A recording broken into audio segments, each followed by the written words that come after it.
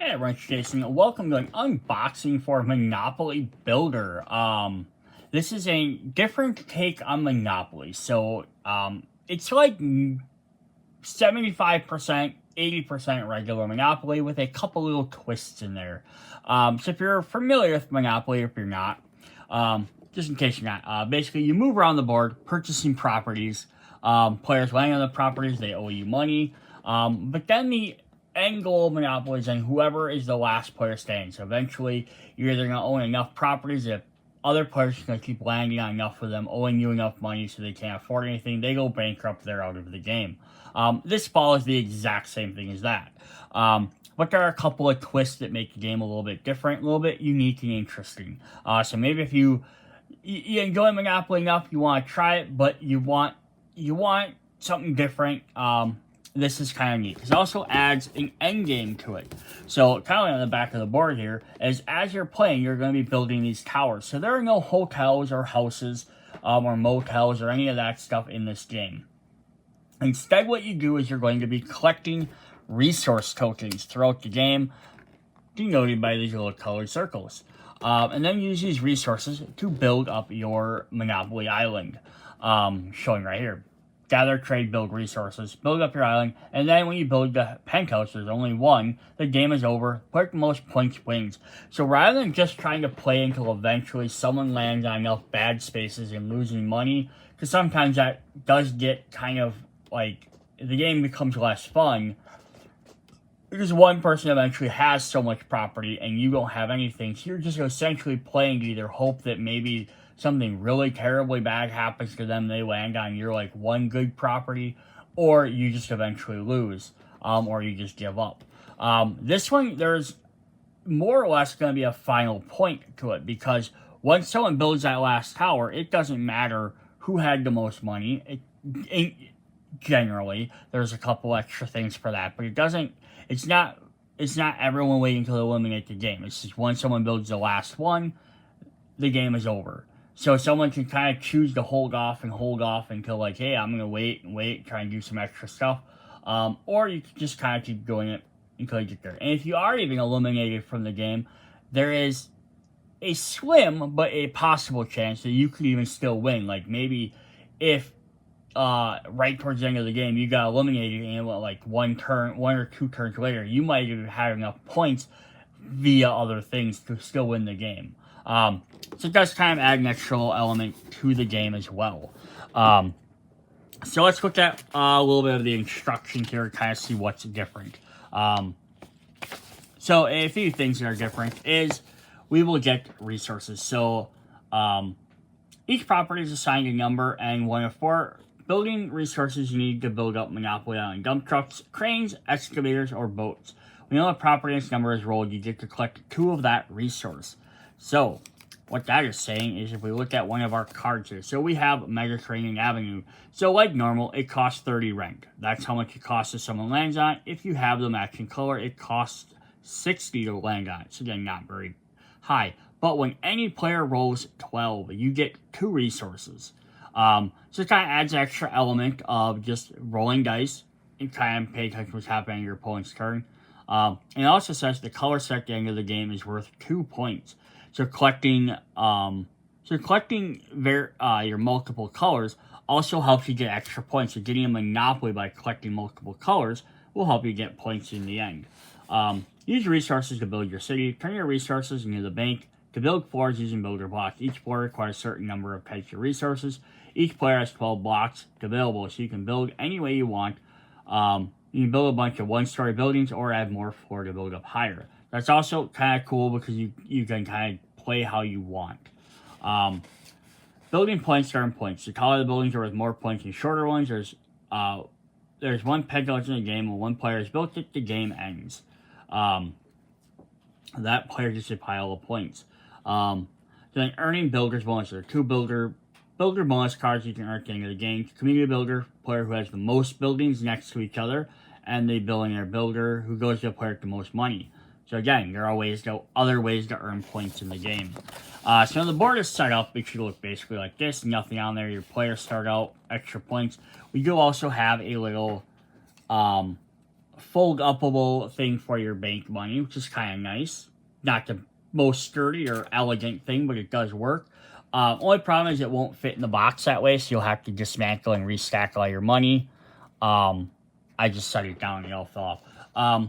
But game setup is you're going to start with $900. 2231 right there. Says in the game. You're going to pick your assistant, as they call it. So one of the 4 little characters you want to play as. You get 4 resources of that color and 12 building blocks and a resource card. And we'll look at those in just a moment. So how to play. So each player rolls dice, goes first. So this is lots of basically the same stuff as Monopoly. You can only have 6 resources at the start of your turn. If you have more than 6, choose any extras and drop them into your current space. So, yeah, you start with 4, but then as you go on, you're going to get them. So this is going to get you to either trading your resources, which we'll get to that, or let's just go a little bit further, or you're going to want to like do buildings and stuff, because otherwise you can't just keep amassing resources. You eventually have to spend some of them. Roll the dice, collect resources if you can. All players check their title deeds and collect any resources. So again, someone rolled a 12, and you have Mediterranean. You get extra resources as well.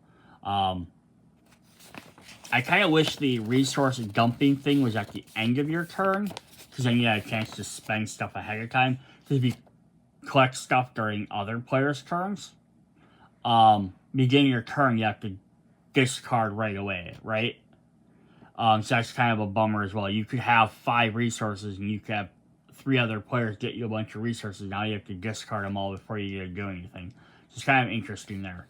4, move your token clockwise number of spaces and see what you need to do. If you land or pass any resources, pick them up. So here's the thing. When you I've missed this part. Choose any of your extras, drop them on your current space. So when you have extras, you're going to drop on the board so other players can keep moving by and picking up. So resources are going to be going adding, subtracting constantly throughout the game. Roll doubles, get to roll again. Roll 3 doubles, go to jail. That's typical Monopoly rules. Trade resources or properties with other players you like. You may also trade up to 4 of one type of resource for a different one of the bank. And this is a great way to keep under that 6. You get a bunch of the same ones because you picked them up. But again, I wish this happened before this, because this is literally saying if I have 6, I have to get rid of all of them. So I could opt to keep 4 of the same, and then down here trade them in. And now instead of having 8 resources at the beginning of my turn, by the end of my turn, before I do any building or anything, I have 2. So kind of interesting why they did it that way. Build floors and then end your turn. So basically, move, trade, build. Alright, and then we have... so it doesn't say anything that you have to do those in order. Except versus at the start of your turn. That's the only one. Then roll your dice. So yeah, kind of there. That board space is unknown property. When you land unknown property, you must buy it or auction it. So it does add the auction rule in there.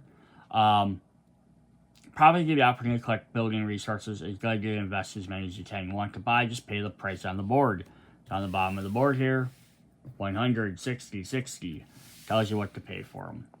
Don't want to buy at auction. Bidding starts at $10. Anyone can increase the bid by as little as 5, which is the smallest currency. It doesn't need to follow turn order. If no one wants to bid, then no one gets it. So you can always just opt to not have auction if you don't want to use that, if you don't like that game rule. When you own each property, you can double the rank for those properties. At the end of the game, you'll earn points if you have the set of them. So trying to trade for sets is very helpful. But again, you can also trade resources as well as money, so do some other stuff. Own property. You land on property that someone owns, you must pay them the rent. If they do, you must pay the price on the title deed of the card. If they don't ask for the next player's dice roll, you don't have to pay. So this is kind of a weird rule, because it's more or less making people pay attention to the game, I guess. So like if I land on Oriental Avenue here, and it says 100, I don't have to pay. I can just sit there and then not do anything. And if the player that owns Oriental Avenue isn't paying attention, they own it, I might not have to pay them. I'm back and forth on that rule because it kind of lets people sort of like just kind of like, hey, hurry up and roll, type of thing. They might be trying to try and avoid having to do it. But on the other hand, he also does penalize players for not paying attention on someone else's turn. Because I played enough board games, or games with some people, where when it's not their turn, they're picking up their phone. Playing on their phone on somebody else's turn. This is a great way to maybe penalize people for not paying attention. That's the same thing with the collecting dice. And I can definitely see this in Monopoly when you're playing a bunch of players, where people are like, okay, well, this person's going to go here, go here, go here. I just have to wait for my turn. I have 3 other people to wait. Just kind of, I wonder if that's the reason why they made that rule. That stuff is just to engage more players. So we have 2 new spaces. We have resource spaces, like you collect extra resources, or roll for resources. Pretty expired. Those are going to replace our railroads on either side. Plus, we also have steal actions as well, which is another one. Steal a resource from another player. And they take over like our utilities, our luxury tax, stuff like that. So basically all the other non-main board spaces on the game. And why don't we have railroads? It's an island. And I guess they didn't want to build railroads on this island. I guess makes sense. Go works like go. When you land or pass, collect $200. Chance, land on it, take the top card of the chance deck. Do what it says. The card says you may keep it until you're ready, you may do so. Otherwise, read your load, immediately do what it says, return to the bottom of the deck when done. Free parking. You may trade any 2 of your resources for 1 different type of the bank. I do like that they actually wrote that on the board as well, so it does that. Just visiting, just walking through there. And then go to jail, works like jail in any other Monopoly game. If you have to go there, do not collect $200 for passing go. Your turn is over. You can still collect resources, rent bid during auctions, mortgage, trade. You just may not build anything. Now, I'm conflicted on that rule. I honestly think if you're in jail, either you have to pay to get out or you shouldn't be allowed to do any actions. You don't suffer any penalties, but you also shouldn't have to pay anything. Other people shouldn't be able to pay you. I always just thought that sort of thing is then someone can land in jail and kind of sit there. But again, with this game, having the point system and building up the buildings, it might not want to stay in jail, because otherwise you're only just avoiding landing on stuff and losing money, but it's also giving players other turns to do stuff. Go to jail, pay 50, go to jail, free card, or roll doubles on your next turn. After 3 rolls, you have to pay, and then move. Alright, so that's all the basic stuff. We have some resources to go over. The 4 different resources. Earning resources tells you on the card, other stuff. So it's the same 4. So it only gets if you get a 3 and 1, which is a total of 4, or a 2 and 2, which is 4. Not if you roll a 4 and 5 or a 4 and 4. Because it's not rolling a 4. It's when they roll a total of 4. So they really should have put that. It says when they roll a total instead of just that. Trading resources, we did mention. You may trade 4 of any one type for a different type. So 4 dump trucks for a boat. Remember, if you have 6 or more resources to start your turn, you must choose any extras and drop them. So ideally, it's supposed to be after you've done stuff and collected stuff, you want to do it at the end of your turn. And then we have a building. You may build as many forts as you like on your turn, as long as you have the requirement to build. Give the bank the resources. You can see the building cost book that goes in a minute. I'll pull up the cards. And when you're building blocks on the map in the center of the board. So just how you build them. You're building any empty space of the foundation. The foundations are the ones with the little notches in them, so very simple to tell that. May not build on top of another player's building. The highest you may build is 4 floors plus the penthouse. Once a building block is placed and not be moved, it stays for the rest of the game. You only have 12, so build wisely. So you can build 4 tall before you build the penthouse. So you basically build 3 of them at 4 tall, or you can build a bunch of smaller ones. Trading deals, you can do all that stuff. Buy, sell, trade properties. Cash, other properties, resources, go feel free cards. Mortgage properties can be traded at any agreed upon price. The new owner must immediately repay the bank or keep the mortgage. Alright, help, I can't pay. Try to raise money. You owe stuff, mortgage your properties. So, again, if you're not familiar with Monopoly, if I have my card, I can flip it over and mortgage it. I can get $60, but I have to pay another $60 to get it back. Well, it's flipped over. I don't get any of the bonuses from it. That includes the 2 value at the end of the game, and the 12 points. So if you do trade this to someone, if they want to get any value of it, they're going to have to pay that additional cost. Repaid mortgage. So if you're still in debt and you're in the bank, you're now out of the game. So you are and you aren't. That's sort of a lie. I reread this like 3 times to try and figure this out. Owning another player, you give them all your mortgage, properties, resources, and you transfer it. So if you can't afford something, you have to mortgage all your property first. And then if you still can't afford something, you have to give them all your stuff. If you owe the bank, you repay the mortgage. The new owner must repay. If you owe the bank, return all property to the bank. All mortgages are canceled, so now anyone can pick them up. Return any chances to the deck, any resources to the bank. So now hang out until the penthouse is built and count up to see if you win, or what place you came in. Again, it's going to be hard to win at the end because the penthouse is worth so many points, but it is very possible. So this is on the back, just reminding you how it's 1 4 is worth 1 point, 2 is worth 3, 3 is 6, 10, 16 with the penthouse. But again, here, this is worth 16 for just the 1, where if you built 3 of these, now you have 30 points. You know, and maybe someone else only got enough to build maybe they built 1 penthouse and ended the game. That's all they could afford. You could have built 3 towers and got 18 points and still been beating them that way. Plus, you could have a bunch of other properties. So there are various other ways to win. And then basically each side of the board is 2, 3, 4, or 5 points. Yeah, so it's kind of how the game will look towards the end of the game. Cool. All right, so that is all that. We do have a quick tip here, just a little quick one, just a reminder how to do it. We have T-Rex, Hazel the cat, Rubber Ducky, and Penguin. Just a reminder how low those work. Let's look at our buildings quick. So we have a little box here with all our buildings in it. So there are all our buildings. Very cool. So they're just going to stack up on the board. They have little notches on either side, which let them snap into each other. And then they're going to snap into the board. Now, obviously, they're not going to, like, attach permanently. But yeah, you can keep building them up. And then eventually, and I know it's not, one more higher. And eventually you build the penthouse. So yeah, there's some bonuses you get for building your stuff next to each other. You can get a bonus that way. Again, you could spread your buildings all across the board. You have a bunch of different options. There is no, the colors on the board don't mean anything. So like pink doesn't have to be like, just pink isn't red, blue isn't blue. It doesn't matter there. There's no penalty for that.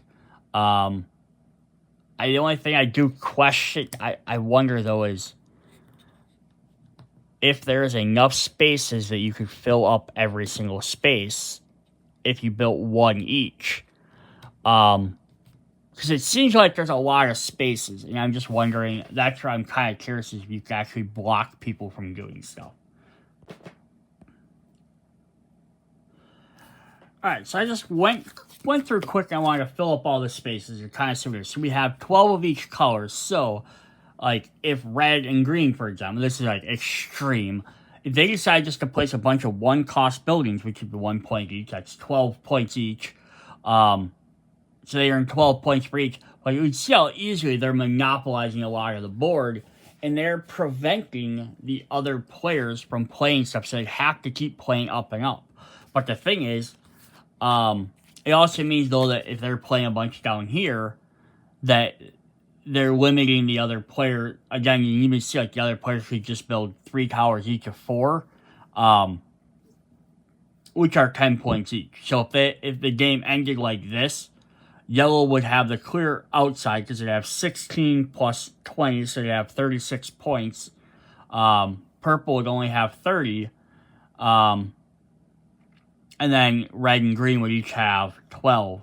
So they'd be way behind by building it this way. So I don't know, I'm just kind of looking at this. I wish there was less spaces, so it would be more of a thing where it's not even where everyone... So eventually, like, yeah, if I play a bunch of 1s, so like if red played you know, I wish there was less space. So if red went through them, I'm going to play 5 ones, right? To kind of monopolize the space. And now no one else can play other stuff. You know, they can limit it. But that also means, though, that they're only going to be able to build, you know, how many other big towers. So even if they did that, and they took a 5, they have 10, 16, 17, 18, 19, 20, 21. They still only have 21 points, which is less than both purple and that. But again, if there's less spaces, I could see putting 1, 1, 1, 1 out. Because unless there's other cards that are going to get you more stuff, because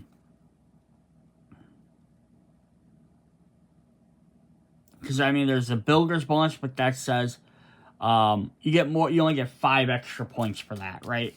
Because we have 2 extra builder bonuses cards. We have one that is have the biggest neighborhood. Buildings owned are next to each other, counts part of the same neighborhood. Non-dialogue. You get 5 points. It's not like extra point for each building. It's 5 total points. So again, if these guys had 10, 16, 17, 18, 19, 21, 22 points, right? And you got 5, 22, 23, 24, 5, 26. It's still less than 3 purples, right? So it's kind of that thing. It doesn't seem like enough. And the other one's 3 extra points. Granted, you get points for building properties and stuff, or owning properties and stuff like that as well. But yeah, I kind of wish there was less spaces on the board. I think just because in that way it would force you, okay, do I build 4 and then do I go, just, because obviously you don't want to build up to the penthouse immediately, but it's cheaper to build 1 and 2 floors than it is to build 3 and 4 floor towers. So again, you can maybe get people who want to build cheaper ones a little bit more of an advantage. I could spread some out and limit some of the properties, but again, I have to then start building on them, versus now there's enough room for everyone to basically build most of their stuff. Again, like, if these guys only get 3 spots, then they can only build up, but it's going to take them longer to do that. I don't know, just something to point out. Alright. We got our little meeple, or our little characters here. We got a little ducky with a fire hat on, or construction hat. We have the T-Rex with the jackhammer. We have the business suit penguin. She's also just going to be her various assistants. And then we have the cat with the tool belt. It's actually 4 different tools on there, so that's kind of cool. Then we're going to look at the cards really quick. Yeah, we got this little tray. This will actually fit in the box built like this, so that is nice. Just the money one won't. So you just have all the little tokens in there. If we look at the cards here, kind of fly through the rest of this stuff pretty quick. So we got the gist of what the game is. Move my camera back down. So Rubber Ducky here has... this should be the exact same for all the players. It's just going to show what you can do on your turn. So any player rolls a 6, you automatically collect 2. But he collects boats. The penguin collects dump trucks. The Hazel the cat collects cranes. And the T-Rex collects excavators. Otherwise, they all are roughly the same. All the abilities are the same. 2 resources for a first floor. 3 for a second floor. Red and green, and 1 for third floor. Purple, 2 yellow for that, and 1 of each for the last one. So you could argue, by the time you get to the 3rd floor, that technically red and green have the advantage, right? Because they already start with tokens. Anyone rolls a 6, they're going to get them more often. And the same thing you could argue, potentially yellow and purple, maybe even yellow more so because they have 2 in there, have a better chance of doing 4-4. But those 2 could trade off either direction then.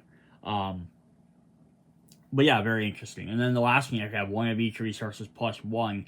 And when you can only have 6 resources total, yeah, you kind of gotta like playing your game a little bit there to get to that penthouse. It's not going to be very easy just to come by.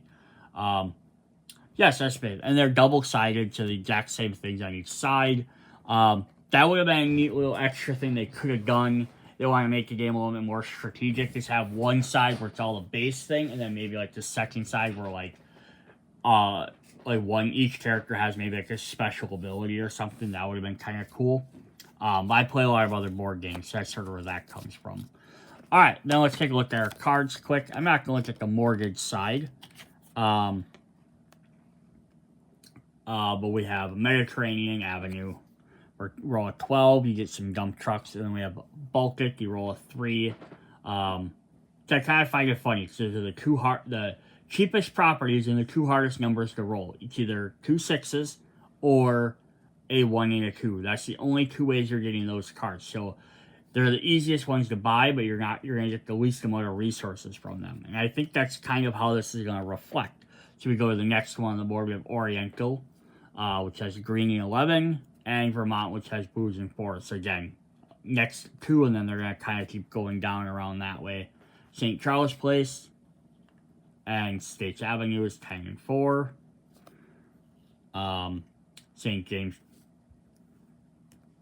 St. Charles Place, sorry. St. James Place is 10, and then we have a 5. In red, we have Indiana Avenue, which is a 9. Whoops. And Kentucky, which is a 5. So a little bit easier. Most of them are just double combinations, so I don't know if one's better than the other. Atlantic, we have a 9. And Ventor Avenue, so that's a new one. They changed that from, obviously usually they have 3 areas, so they got rid of one of them, but that's even a new one altogether to me. In green here, we have Pacific Avenue, which is a 9, and North Carolina, which is an 8. Now again, 8's 4 and 4, but you could get a 6 and a 2, a 5 and a 1. So like, again, the more expensive ones, you're going to have a higher chance of getting more resources often. Because there's more options. And then last two, of course, are Park Place, which is a 7, and a Boardwalk, which is also a 7. You also see they're worth more points. We have the more expensive side is 5s, the one side is 4s, 3s, and 2s if you have the pairs. So basically, you get your pairs cheaper to buy, get less money from the people laying on, harder chance to get resources. The more expensive they are, the more chance you're going to get them resources often. But they cost more to get. But people also suffer more money when they land on them. Also interesting is, just note, there's no way to purchase resources. So having a bunch of money doesn't do you anything for buying resources outside of buying it from another player. But that could help them out too, right? They have 8 resources because a bunch of people rolled extra die. They're going to have to discard them at their turn. You can be like, hey, why don't you let me buy some of them? You need some money. I could use some resources, trading properties. So we have our chance cards. Let's zoom in on these a little bit. Keep this card ready. Who's in charge here? You are. Immediately cancel another player's chance card. Looks like we got 2 of those. We have 3 copies of free resources. Roll 1 die, collect that many of 1 resource from the bank. Resource exchange. Trade all 1 type of resource you own for the same number of any type in the bank. 2 copies of get some help from your fellow players. Take any one resource from each player. It's your birthday, Mr. Monopoly sends you presents. Take 2 of any type of resource from the bank. 4 copies of investment opportunity. Move to the next unowned property, buy it or auction. If there are no unowned properties, do nothing. 2 jail to jail free cards may be kept until needed, traded, or sold. We have some bad ones. Your building plans are up to code. Go to jail. Go directly to jail. Do not pass go. Do not collect 200 Monopoly dollars. You try to build an endangered habitat. Go to jail. Do not go directly to jail. Do not pass go. Collect 200. And then the last 3 we have are forced trade. Trade any one of your resources for any of another player's resources. They must accept the trade. Interesting. So a lot more of these are keep until you're ready to use, as opposed to just force things happening. A lot of them aren't about getting money, because money's not as important in this game as the other ones. So, alright, that is what we have for Monopoly Builder. It is more or less Monopoly. Roll, buy properties, that, but you have the added element of really wanting them things collected, not so you're getting the money, but for the points at the end of the game, as well as you can build that tower so you can artificially possibly end the turn. But since you only have 6 resources at a time, it's not like you can save up. Oh, I can buy. All of a sudden, I can buy 3 things. I can buy the penthouse and end the game anytime. People are gonna kind of know when you're getting to the penthouse because you'll have 4 things. You're just gonna watch for when you have basically one last resource. But you can also use that as an option of like, right, you could try and build right up to 4 right away, and then sit around until like, hey, I think I'm ahead in points because I own this property or this or that, and then build that penthouse when you can. Until then, until you decide you want to do it, that you can just keep building like 1 or 2 properties around the board. I do think the one big thing I wish in this game was we had the restriction of limited space, right? So that it made building up to 4 right off the bat maybe a little bit more like, oh, I'm going to do that. But then when you're trying to build up to your 4 and save up, someone else can be building like 4 other properties, 5 other spots. And if 2 players build like, so it's definitely have, what, 12 each? 12, 24, 48 spots. That'd be 1 for every spot, and there wasn't that many. But if you even cut that down from like 48 to like, even say like 24 or something, right? Like half as many spaces. So like once someone bought like, again, if someone bought like 3 or 4 spots of like the cost 1, it might force you to have to maybe buy 3 or 4 small ones. So you can make sure, oh, I gotta buy like 1 by 1 by 1 so that no one else can take it. So you've been some interesting stuff there. There could have been some other little things that made the game a little bit more different. Otherwise, yeah, this is Monopoly. If you don't like Monopoly, I don't think it's going to bring enough to make you like Monopoly. It is just going to add that extra little twist. I wish I had different, maybe player abilities. Again, I'm looking at this from a gamer's perspective, who plays a lot of different games. You have all the different expansions and rules and all this stuff. Versus this is an off-the-shelf game. Nothing wrong with that. You like Monopoly, you want to twist on it, I think this is a fantastic different addition to the game. Keeps it similar enough that you don't have to learn a bunch of new rules, but adds that unique little cherry on top to give you something new to be doing. Hope you guys enjoyed the video. Hit me up in the comments. See you later. Bye.